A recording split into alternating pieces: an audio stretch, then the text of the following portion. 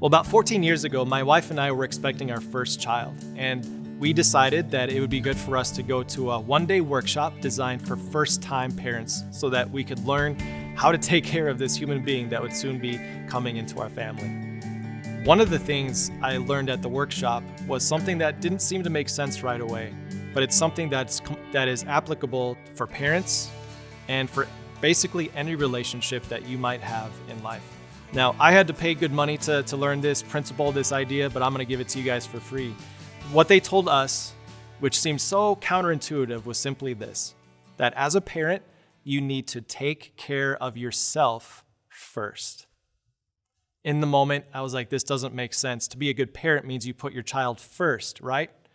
Well, no, because if the parent is in a bad place, they'll be in no position to help their child.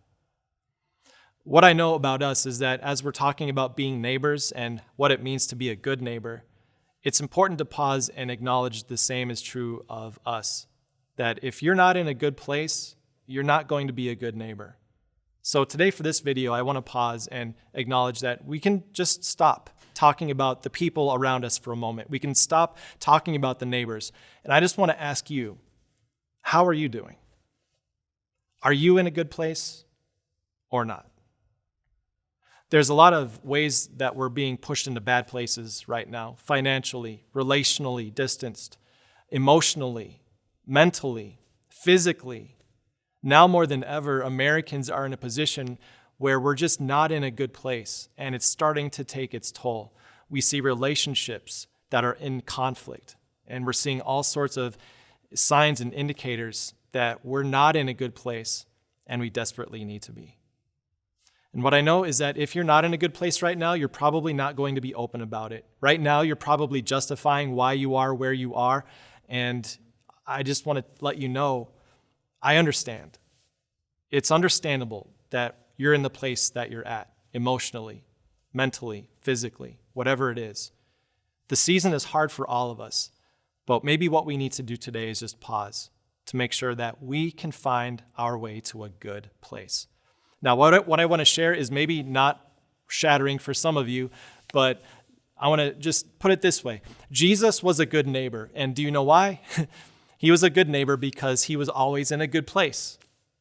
He was in a good place not because he had all this money that he could turn back to. He was in a good place not because he was popular or successful, but he was in a good place because of his relationship with his Father in heaven.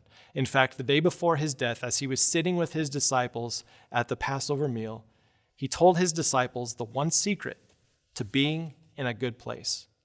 It has nothing to do with your success or how much money you have. It has everything to do with where your heart is.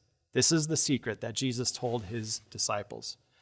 In John chapter 15, "As the Father has loved me, so have I loved you." One sentence, a simple secret, where Jesus said, the thing that kept me in a good place, in a place to show love for you, is that I knew I was loved by my Father. Jesus had this perfect love that his Father gave to him, a perfect love that filled every need, every desire, every want that he could possibly have. And as Jesus received that perfect love for his Father, it filled him up to the point where he could share that love with other people. And that same thing is true of you and of me too. There's lots of things that can get us in a bad place, but there's only one thing that can get us out of it. And that is to know that everything you need, every want, every desire, is something that your Father in heaven gives to you. As the Father has loved me, so I have loved you. I want to give you permission today to pause. Just think about the place that you're at. Maybe the place you're at is making you overflow with shame because you can't help people because you're in a bad place. Maybe it's making you overflow with guilt because you feel like people are looking down on you because of where you're at. Shame and guilt are horrible things to overflow with. But what I want to give you time for and space for is just to let you know that you can take all the time you need to be loved by God in his perfect way. Let his love flow into your heart to fill you up so that all the shame and all the guilt, it gets pushed out of the way. And instead you find his forgiveness and his kindness and his love for you.